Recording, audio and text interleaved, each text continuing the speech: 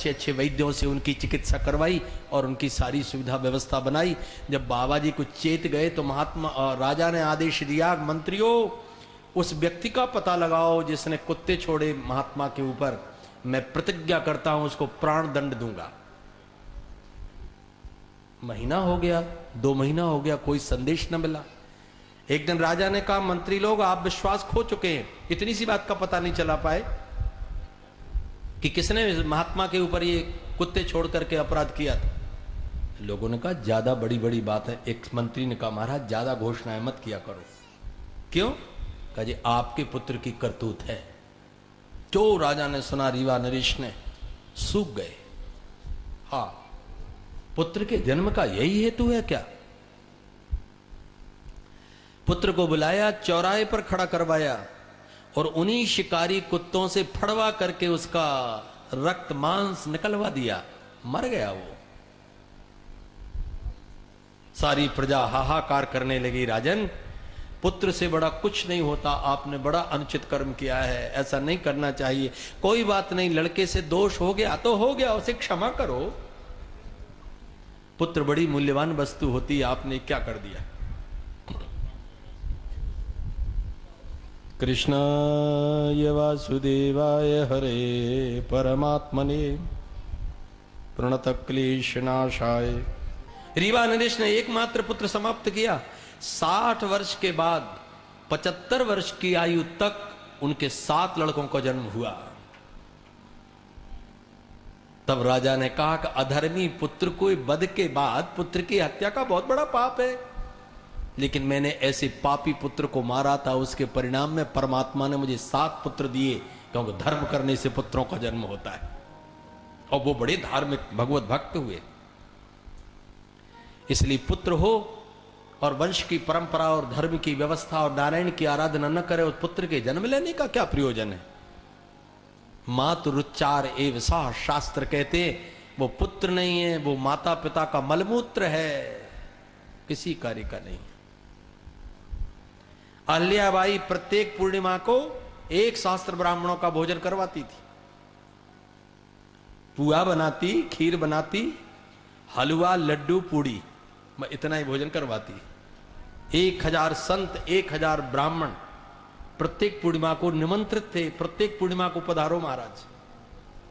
रानी स्वयं सोने का सिक्का दे देकर सबके चरण प्रणाम करती। लड़के के मन में ऐसा लगा कि मां ने यह अच्छा कार्य निकाला, बेमतलब इन ब्राह्मण साधुओं को भोजन कराने में लगी। आषाढ़ की गुरु पूर्णिमा के पहले जब पानी गिरता है तो घास में और भूसा में उसने ऐसे उपाय करवाए, पानी डलवा डलवा करके गर्मी में बिच्छू बनवा दिए। जब घास भूसा में पड़ता है पानी तो गर्मी से बिच्छू का जन्म हो जाता है। और वो महात्मा ब्राह्मण जब भवन के 4-4, 8-8 दरवाजों से निकले, उनके जूतों में 1-1 बिच्छू डलवा दिए। जो पैर डाले धाड़ मारे गिर पड़े। अहल्याबाई घबरा गई कि ये तो बहुत बड़ा प्रकोप है, पता नहीं पूर्व जन्म का कौन पाप है कि ब्राह्मणों के भोजन कराने का जितना पुण्य नहीं इतना पाप लग गया है। जब पता लगा कि पुत्र की करतूत है, उस पुत्र की भी उन्होंने हत्या करवा दी थी। ऐसे पुत्र को रखने से कोई लाभ नहीं। आज नंद बाबा गदगद हो रहे हैं। विष्णु और आराधनार्था है पुत्रस्यो दयाय चो। अब इस वंश में भगवान नारायण की आराधना होती रहेगी, धर्म होता रहेगा। धर्म और आराधना के लिए ही जन्म है। पुत्री हो चाहे पुत्र हो, दोनों की एक ही संगति है। इतने लाड़ प्यार दुलार से पाली गई सीता, जब जनक जी में वहां विदा होने लगी थी, रोकर कहा था दशरथ जी से, इस बेटी को कभी मैंने नंगे पैर धरती पर चलने नहीं दिया, रखने नहीं दिया है। और रोकर ये बात कह दी थी, दासियो तुम साथ जा रही हो, यदि बेटी के पैर में कभी कंकड़ी चुभ जाए तो मुझे चिट्ठी लिख देना। पुत्री का इतना स्नेह था महाराज जनक को। जनक जी अपनी बेटी की विदा के समय इतने व्याकुल हुए, उसकी करुण मीमांसा आपने रामायणों में सुनी होगी। पर उन्होंने 2 बातें कही। चक्रवर्ती जी से कहा, कभी बेटी को मैंने नंगे पांव धरती पर चलने न दिया, ससुराल जाएगी पता नहीं कैसे रहेगी। और दासियों को साथ रख करके भेजा, कहा यदि बेटी के पैर में कभी कंकड़ चुभ जाए तो चिट्ठी लिख देना मुझे कि आज बेटी के पैर में कंकड़ चुभ गया। कितना दुलार रहा होगा जब सुना कि वो बेटी जो कभी निरावरण चरण धरती पर नहीं चलती थी, आज वो बेटी बनवासिनी हो गई, कांटों पर चल रही है, पत्थरों पर सो रही है। जिसे माताएं बड़े दुलार से, प्यार से, अनुहार से गोद में बिठा करके कुछ खिलाती थीं, वो बेटी अब फलों को ढूंढ ढूंढ कर खा रही होगी। चलो देखें तो श्री जनक जी जब चित्रकूट की धरती पर पहुंचे और उस तपस्विनी वेश में अपनी बेटी को देखा, एक बार तो चक्रवर्ती जी को धिक्कारना था कि धिक्कार है चक्रवर्ती, मैं नहीं जानता था कि तुम्हारे घर में मेरी बेटी की ये दशा होगी, नहीं तो कभी मैं ये भूल न करता। श्री राम की ओर देखकर एक बार भर्त्सना नहीं की कि राम तुम्हारे जैसे सक्षम हाथों में बेटी को देने का अभिप्राय मैंने ये नहीं सोचा था कि वो नंगे पांव मारी मारी फिरेगी, पत्थरों पर सोवेगी। या सीता पुष्प पर्यंके ब्रंतमासाद्य दुखिता, मेरी सीता अगर कमल के पराग का कपड़ छन करके बिछा करके रेशम के कपड़े बिछाकर सुलाता था तो उसे कमल का पराग चुभ जाता था, कपड़े के नीचे से भी। वो बेटी आज नंगे पांव चल रही है। लेकिन जनक जी ने एक बार भी ऐसा विचार नहीं किया। सीता को तपस्विनी वेश में देखा, तापस वेश जनक से देखी, भयो प्रेम परितोष विशेष, बहुत संतोष हुआ। पुत्री पवित्र किए कुल दो, बेटी तूने दोनों कुल पवित्र कर दी। श्वेस धवल जग कह सबको। इस दिन के लिए पुत्री का जन्म होता है, इस दिन के लिए पुत्र का जन्म होता है।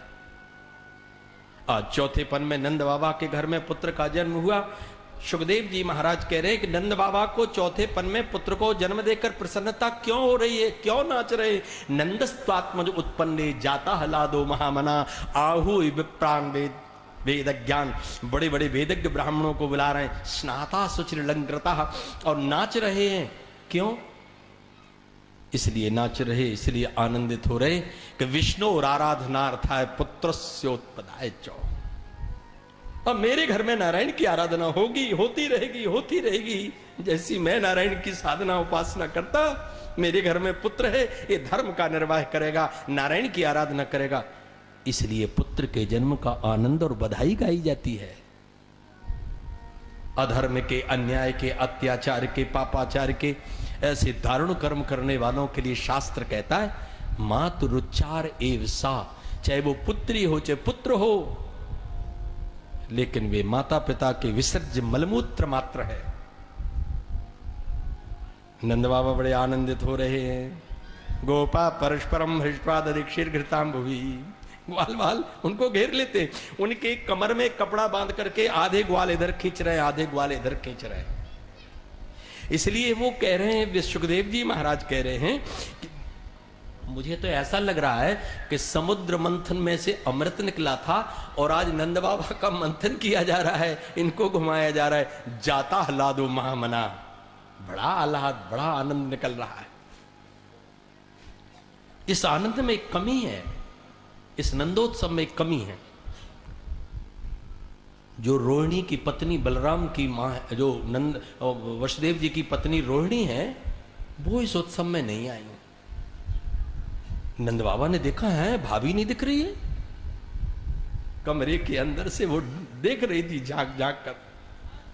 सुखदेव जी क्या सूक्ष्म दृष्टि से अवलोकन कर रहे। ऐसे अवसर पर भाभी तुम बाहर नहीं आ रही हो, क्या कारण हो गया है? इसलिए वो कह रहे हैं रोहिणी च महाभागा नंद गोपाभिनंदिता। नंद बाबा गए और उन्होंने जाकर के महाराज वसुदेव की पत्नी रोहिणी बलराम जी की माता के दोनों चरणों को पकड़ लिया। भाभी बाहर आओ ना, नहीं देख रही हो? इतना बड़ा आनंदोत्सव पहली बार मेरे आंगन में हो रहा है, आज तक कभी ये स्वर्ण का दिन देखने नहीं मिला, और तुम अंदर ही अंदर बैठी हो, मुझे समझ में नहीं आ रहा है क्या बात है, नाराज क्यों हो गई? धन्य भारती वसुंधरा की देवी, उस रोहिणी ने क्या उत्तर दिया? नंद बाबा से कहा भैया ऐसे तुमको सैकड़ों बार बधाई हो, बलिहार हूं मैं, ऐसा दिन तुमको देखने कई बार मिले, लेकिन मैं बाहर नहीं निकल पाऊंगी। क्यों? तुम भारतीय संस्कृति की परंपरा है, जिसका पति विदेश में गया हो, जिसका पति संकट में पड़ा हो, जिसका पति कारागार में गया हो, जिसका पति युद्ध में गया हो, ऐसी स्त्री को श्रृंगार करके किसी उत्सव में भाग लेने का अधिकार नहीं होता। मैं कैसे जाऊं? तुम देख रही हो 11 वर्ष से कठोर कारावास में पड़े हुए मेरे पति, और मैं नाच करूं यहां। परिवार यतीति परिवारः, परिवार का तात्पर्य क्या है? हम सब परिवार में रह रहे हैं, लेकिन परिवार का अर्थबोध तो हो जाए। परिवार केवल इसलिए नहीं होता कि हम अपना सुख देखें, परिवार बंधा हुआ होता है वो इस बात के लिए होता है, एक व्यक्ति घर का कहीं बाहर चला गया, ये कहां चला गया, क्यों नहीं आया, खाया कि नहीं खाया, गया तो गया कहां। एक व्यक्ति दुखी हुआ, सारा परिवार दुखी हो गया। एक व्यक्ति सुखी हुआ, सारा परिवार आनंद में हो गया। और पति पत्नी के जीवन की पारस्परिक परंपरा तो बड़ी विलक्षण है। वेद भगवान कहते हैं, अथर्ववेद, जाया पत्ते मधुमते वाचम बदतु संतिवाम, मां भ्राता भ्रातरम दीक्षा मां स्वसार मत स्वसा। वेद भगवान ने कहा, यदि पति पत्नी के पावन दाम्पत्य के बंधन में आप बंधे तो इस बात का बहुत ध्यान रखो, एक का कष्ट दूसरे का और दूसरे का कष्ट पहले का है। जाया पत्ते मधुमते वाचम मत परस्पर। इस दाम्पत्य जीवन में पति दुखी है तो पत्नी पहले दुखी हो गई, और पत्नी दुखी है तो पति पहले दुखी हो गया। राम जी ने कितना समझाया सीता को, सीता तुम वन में जाने योग्य नहीं हो, बहुत बहुत कहा। चंद बदनी तुम नहीं बन जोगू, ओ सुनिया पे यश मोही दे हैं लोगू। तुमको ले जाऊं? सीता जी ने कहा, आप बहुत ठीक बात कह रहे हैं, आपके माथे पर कलंक लगेगा, पर मेरे प्रश्न का उत्तर दे दो। का क्या? बोले, मैं सुकुमारी नाथ बन जोगू, ओ तुम ही मुचित तप मोक भोगू। इसका उत्तर दे के जाओ। मैं सुकुमारी हूं, मैं मानती हूं इस बात को, आप बन के योग्य हैं क्या? आपका अवतार कहां से हुआ है? भगवान ने कहा, मेरा अवतरण तो खीर के माध्यम से हुआ है। ये हवि बांट देहु नृप जाई, जथा जोग जेहि भाग बनाई। सीता जी ने कहा, आपके अवतार में खीर कारण है और मेरे अवतार में पृथ्वी कारण है। आपका जन्म खीर से हुआ है और मेरा जन्म धरती से हुआ है, तो धरती कठोर होती है कि खीर? अरे महर्षि वेदव्यास ने क्या बढ़िया बात लिखी श्रीमद् भागवत महापुराण के 9वें स्कंद में, पाणी स्पृष्टपाद क्षमाभ्याम।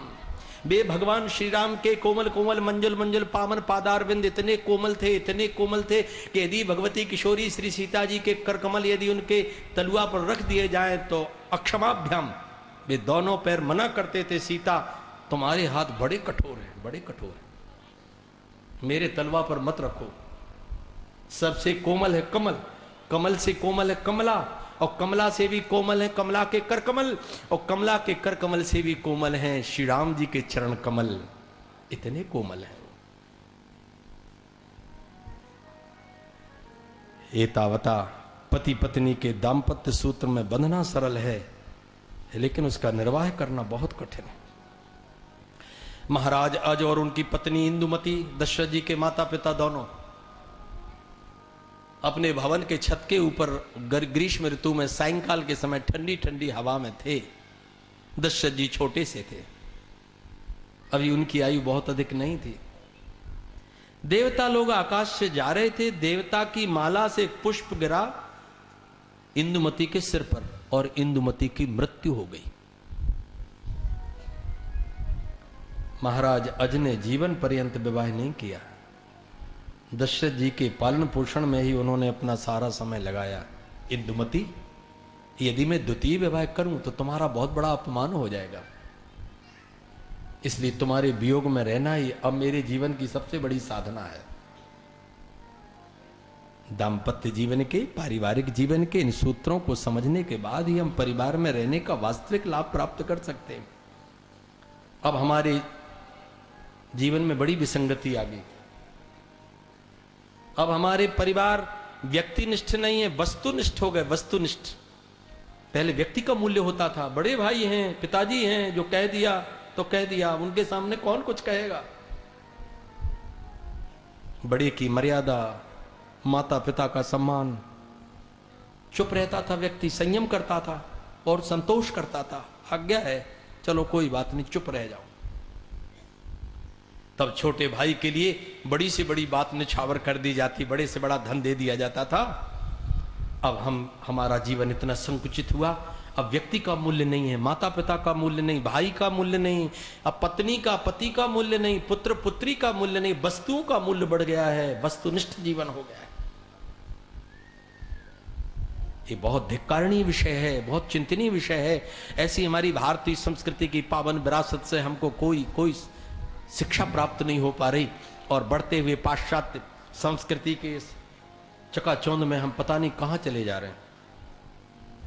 आप आश्चर्य करेंगे, किसी महानगर में मैं कथा करने गया, एक व्यक्ति बोला, महाराज जी थोड़ा चरण पाड़ दो। वो प्रेमी था, कभी कथा में पहले भी मिला था। मैंने कहा चलो। मैं जाकर उसके यहां पहुंचा तो पहली बार आया था, माता पिता दोनों कमरे में मिले, इस बार दोनों नहीं मिले। तो मुझे आश्चर्य हुआ कि क्या दोनों एक साथ ही चले गए। मैंने उससे पूछा, मैंने कहा भाई माताजी पिताजी नहीं दिखाई दे रहे, पहले तो दिखाई दिए थे। बोला महाराज जी कारण ये है कि अब बेटे का विवाह कर लिया ना हमने। हंस के बोला। मैंने कहा बेटे के विवाह से माता पिता का न होने का अर्थ क्या, समझ नहीं पाया। कहा महाराज जी आप देख रहे हैं घर में कुल 5-7 तो कमरे ही है, और लड़के के दहेज में इतना सामान मिला कि 2-3 कमरों में तो सामान ही भरा है। तो हमने माता पिता से कहा कि आप वृद्धाश्रम की ओर पधारो, अब हमारे पास स्थान नहीं है। मैं तुरंत उठकर खड़ा हो गया। महाराज जी बैठिए तो थोड़ा जल फल तो लीजिए। अरे मैंने कहा पापी तेरा मुंह देखने में पाप है कि बेटे की ससुराल से आए सामान के लिए दोनों कमरे भर दिए और माँ बाप को वृद्धाश्रम दिखा दिया। जिस माँ ने अपने पेट के अंदर तुझे बंद रखा था उसे तू एक कमरा नहीं दे पाया, ये पत्थर होगा कमरा नहीं दे पाया।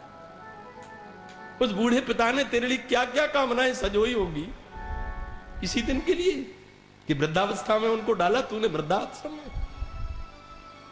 ऐसे दुरात्मा पापात्माओं का मुंह देखने का, बात करने का मुझे प्रायश्चित करना पड़ेगा। हमारी संस्कृति कहां जा रही है। नंद बाबा ने जब चरण पकड़ करके कहा, रोहिणी च महाभागा नंद गोपाभिनंदिता, मां भाभी तुम मां के समान हो, बाहर आओ। भैया मैं नहीं आ पाऊंगी। नंद बाबा रोने लगे। मैं जानता हूं आपका धर्म संकट है, पति कारागार में होने से आप उत्सव में भाग नहीं ले सकती हो, तो तुम भाग नहीं ले सकती तो मैं भी नहीं जाऊंगा। नंद बाबा वहीं बैठ गए। रोहिणी ने उस कष्ट को समझा, भैया का कितना बड़ा त्याग है।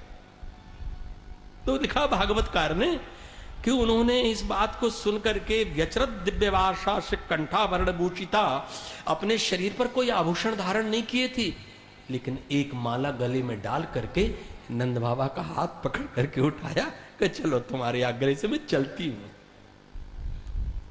नंद नंदन व्रजनंदन श्याम सुंदर श्री कृष्ण के इस पावन आनंद में रोहिणी भी आ गई। गोपान गोकुल रक्षायाम निरूप्य मथुराम गतः नंदा कंसस्य वार्षिक्यम करम दातुम कुरुदुभो। कथा तो आप कितनी बार भागवत सुन चुके, समझें, तथ्यों को समझें, जो निहित तथ्य हैं उनमें उनको समझें, ये भावनाओं को भी देखें। सगे भाई नहीं थे नंद बाबा और वसुदेव जी, लेकिन फिर भी कितनी प्रीति थी, कितनी प्रीति थी।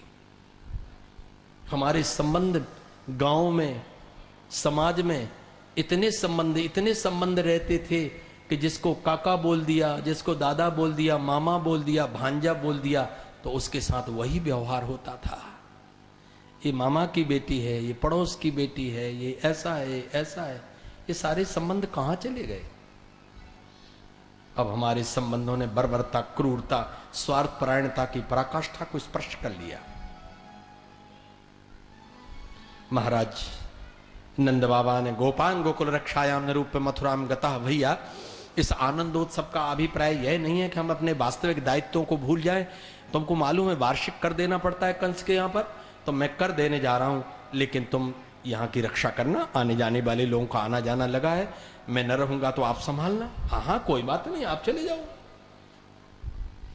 ये नंद बाबा इस बात को बता रहे हैं कि आपके जीवन में कितनी बड़ी उपलब्धि, कितना बड़ा भी आनंद का दिन हो, पर जो वास्तविक दायित्व है, आपका कर्तव्य, उससे मत चूको। राजा की चोरी करना भी बहुत बड़ा पाप है, इसलिए जो देना है उसको ईमानदारी से दो। उसमें किसी प्रकार का भी कोई भी अन्यायोपार्जित कारण आप बनाओगे, परिणाम बुरा हो जाएगा। शास्त्रकारों ने कहा अन्यायोपार्जित द्रव्यस्य, जो द्रव्य हमारे पास अन्याय से आया है, दूसरे के भाग का आया है, वही अन्न हमारे परिवार की बुद्धि का विनाश कर देगा। सबसे बड़ा कारण तो धन है। अरे शास्त्र तो कहते न्यायोपार्जित वित्तस्य दशमांश निधिमता कर्तव्यम ईश प्रीत्यर्थम कर्तव्यम विनियोगस्य, कि तुमने जो न्याय से धन कमाया है उसका भी 10% निकालो, परोपकार में, परमार्थ में, धर्म में,